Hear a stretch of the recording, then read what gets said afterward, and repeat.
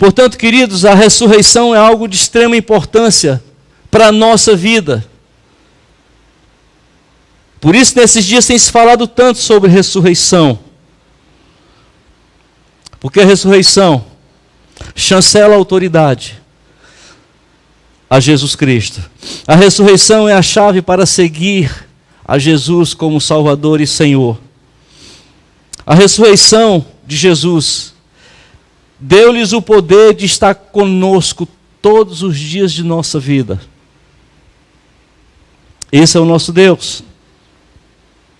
Falamos no início que a Páscoa tem essa representação, ela tem esse significado de passagem, de saída do Egito para Canaã, e dá o sentido também de libertação do povo de Israel. Mas eu queria, nesta noite, estar respondendo uma pergunta que talvez alguns de nós temos. Que entre os sentidos da Páscoa, uma das mais fortes é que a Páscoa é a vitória de Jesus sobre a morte. Esta é a verdadeira Páscoa. E eu queria falar de 3 verdades sobre isso. Primeiro, por que a Páscoa é a vitória de Jesus sobre a morte? Em primeiro lugar, porque Jesus desafiou a morte. Ninguém antes dele ou depois dele desafiou a morte. Alguém que desafiou sabia que iria morrer. Alguns suicidas, já foram desafiando a morte no sentido de serem perdedores, de não ser uma batalha, não ser uma guerra, mas sabiam que estavam destruídos diante da morte. Mas Jesus, ele desafia a morte porque ele sabia quem ele era. Jesus sabia qual era o seu propósito aqui na terra. E já havia dito, tanto pelos profetas do Antigo Testamento, como ele mesmo já havia anunciado que ele iria morrer, mas ao terceiro dia ele iria ressuscitar. Ele diz lá em João 2,19: destruam esse templo e eu levantarei em 3 dias.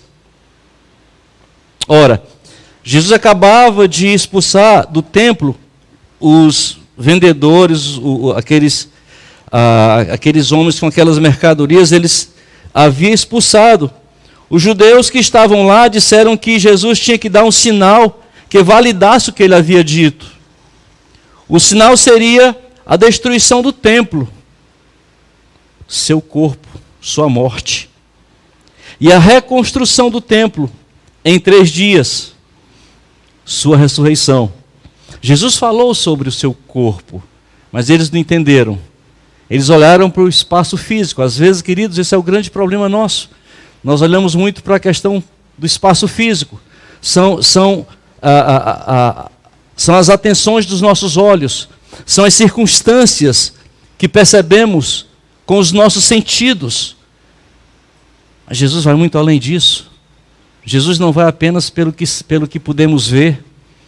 Jesus não vai apenas pelo que podemos sentir. Ele vai muito além disso. Sendo assim, o templo físico perderia sua função. Eu falo função no sentido de adoração. Nós nos reunimos como congregação. Isso agrada a Deus. Mas o templo em si não exerce essa função. Quem exerce essa função são aqueles que estão dentro do templo. Eu falo as paredes. Por isso você na sua casa, você pode estar adorando o Senhor, você nem está em algo que chamamos de igreja. Por quê? Porque você é a igreja. Você não é feita por mãos de homens. Não é construído por mãos de homens. A partir da ressurreição, a adoração, ela tem uma nova conotação, porque agora a adoração ela tem que ser em espírito e em verdade.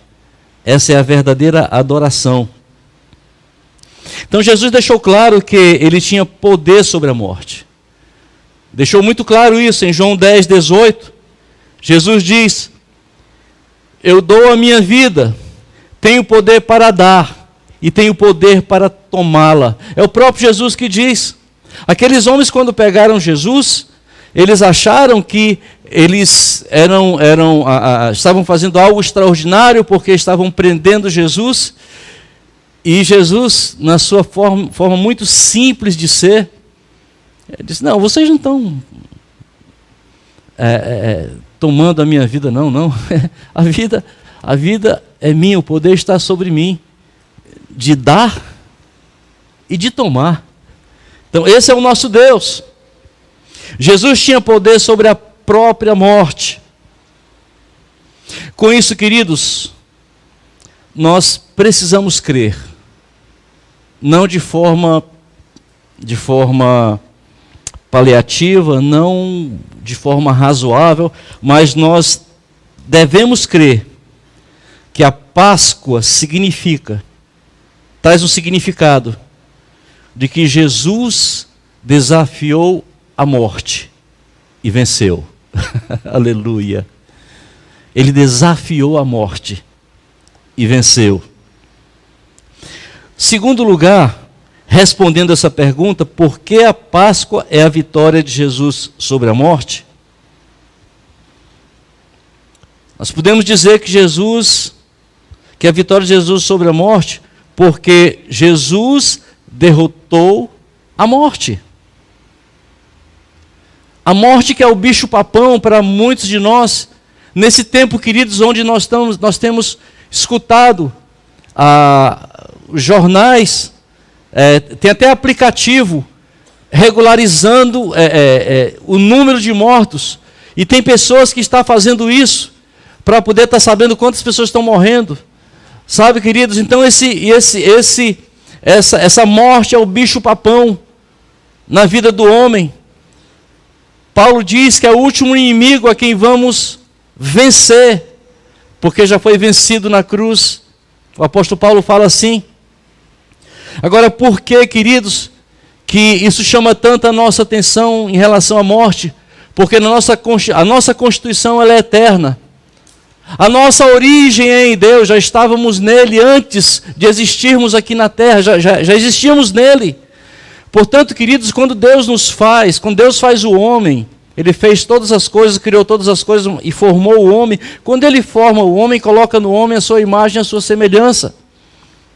Dentre essas coisas está no homem também a semente da eternidade. O homem foi feito eterno. Infelizmente, o homem desobedeceu a Deus. Desobedeceu a Deus com a desobediência. Então, as células começaram a morrer, porque não havia morte até então. Aí o homem passou a envelhecer. Passaram a se contar os seus dias. Então, queridos, por nós termos essa constituição eterna,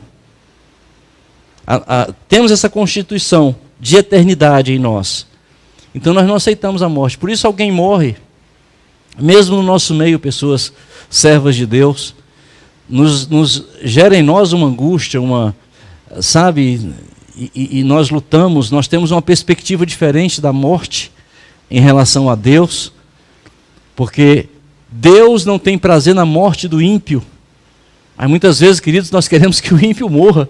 Nós queremos que aquele que está junto aí na bandidagem, a gente quer isso, mas Deus não tem prazer na morte do ímpio. E é interessante que no Salmo 116, versículo 15, diz que Deus,